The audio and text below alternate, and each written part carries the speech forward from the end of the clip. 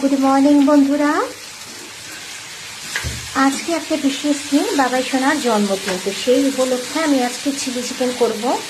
আর fried rice হোক বা চাউ হোক, সেটা বাড়ি থেকে অর্ডার করবে, কারণ কি আমার শরীরটা খুব একটা যে ভালো তা না।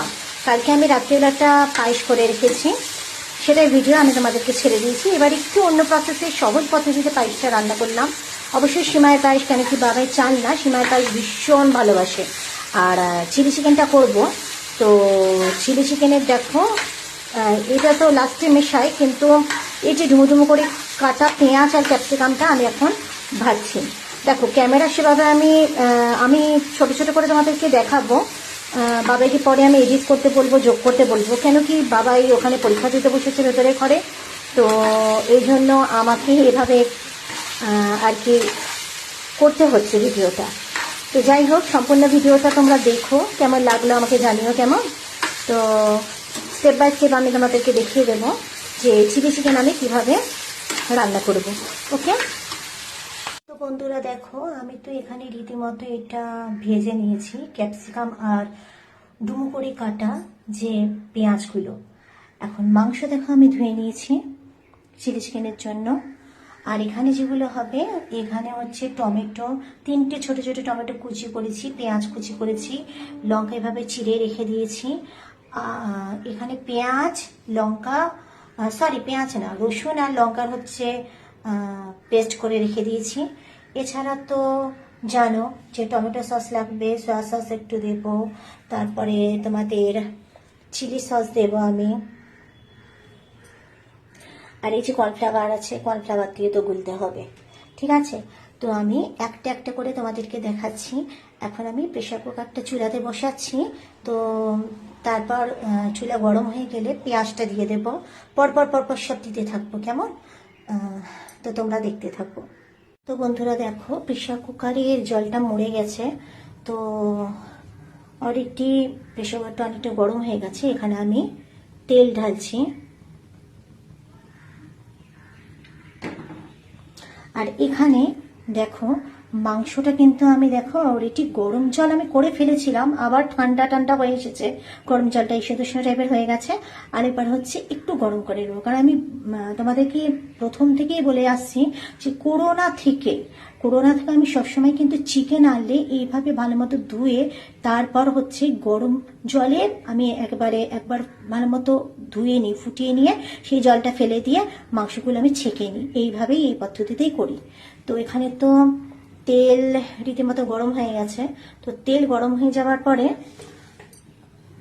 আমি প্রথম পেঁয়াজটা দিয়ে দেব।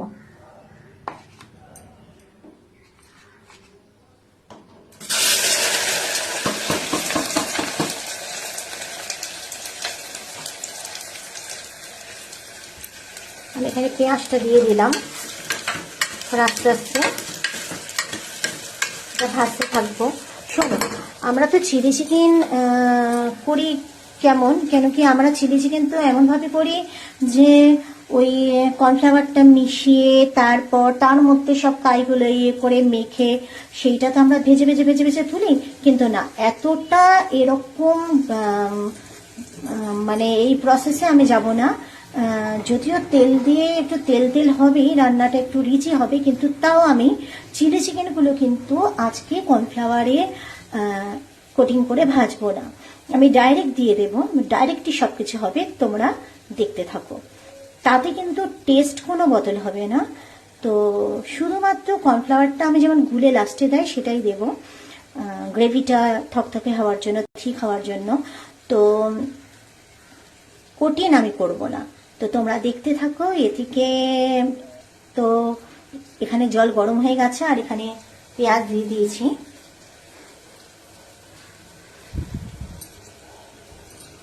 সত্যি কথা বলতে বন্ধুরা, এক হাতে ফোন আর এক হাতে এই হাতা বলে খুন্তি বলে, ভীষণ প্রবলেম হয় গো।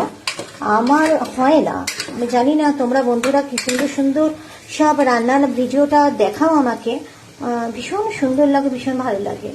তো আমার খুব অসুবিধা পড়ে যায় গো, আমার ছেলেটা এইসব সময়গুলো আমার কাছে না থাকলে। এবার আমি কেটে রাখা টমেটোগুলো এর ভেতরে দিয়ে দিচ্ছি।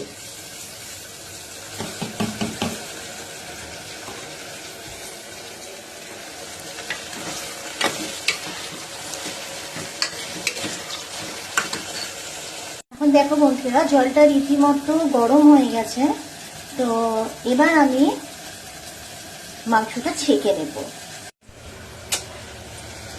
এবার আমি রসুন আর লঙ্কার পেস্টটা এর ভেতরে দিয়ে দিচ্ছি। দেখো না, ঢালার সময় না এটা আর অন করিনি, ভুলে গেছি ভিডিওটা অন করতে, তো ভেরি সরি।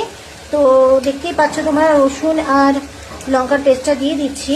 তো ততক্ষণ আমি এটা নাড়তে থাকবো যতক্ষণ হচ্ছে এটার একটা কাঁচা গন্ধটা চলে না যায়। আর কাঁচা গন্ধ চলে গিয়ে ততক্ষণ আর কি সুন্দর গন্ধর একটা না বেরোয়, ঠিক আছে? ততক্ষণ আমি এটা চালাতে থাকবো।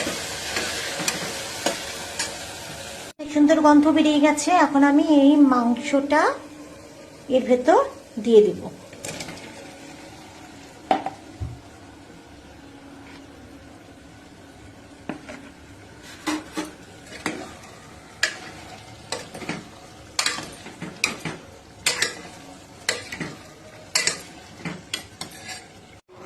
পুরো মাংসটা আমি দেখো এটাতে দিয়ে দিচ্ছি। এখন একটু সুবিধা হয়েছে, কারণ বাবাইয়ের হয়ে গেছে অলরেডি। বাবাই এখন ধরেছে ভিডিওটা। ভীষণ অসুবিধা হচ্ছিল, মানে এইভাবে রান্না করা যায় নাকি। গন্ধ বেরিয়েছে বাবাই। এবার আমি কর্নফ্লাওয়ারটা গুলবো। বেশি হয়ে গেল নাকি, পরে জল দেবো তারপরে।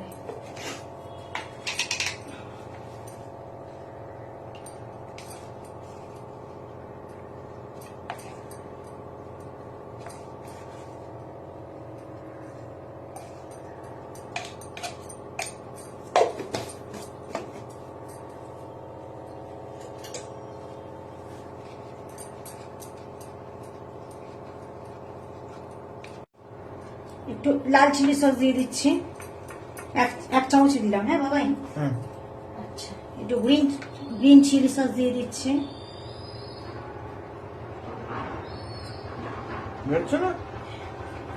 ঠিক আছে, সয়া সস দিই তো না এরপর। সয়া সস একটু দিয়ে দিচ্ছি। টমেটো সস দিয়ে দিচ্ছি। স্বাদ মতো পরে আবার মেশাবো সব, ঠিক আছে?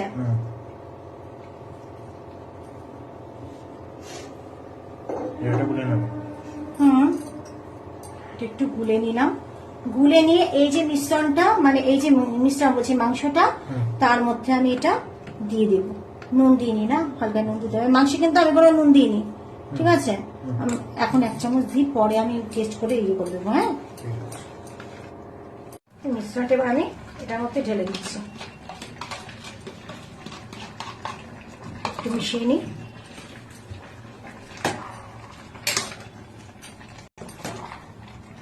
এই যে এরকম স্ট্রাকচারটা এবার এসেছে। এটা এবার জল ঢেলে দিয়ে আমি এবার সিটি দিয়ে দেবো। ঠিক একটা সিটি। দেখ না, এটা টেনে নেবে একদম, ওটা টেনে নেবে। এটা শুধু নুন ফুন টেস্ট করে বলতে হবে। আর আমি এবার ওইটা মিশিয়ে দেবো, যেটা হচ্ছে হ্যাঁ এটা, আর লঙ্কাটা উপর দিয়ে দেবো।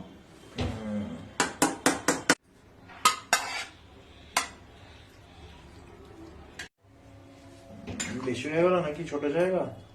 না না, বেশি হয় না, ঠিকই আছে। হ্যাঁ, লঙ্কাটা এখনই উপরে দেবো নাকি হচ্ছে উপর দিয়ে দেবো আমি দাদা। প্রেসার করে দেবো এখন? হ্যাঁ, আমি এখান থেকে এখন সার্ভ করে তারপর সব ইয়ে করবো। এখন প্রেসারই থাকবে। লঙ্কা চিড়ে নিয়েছো?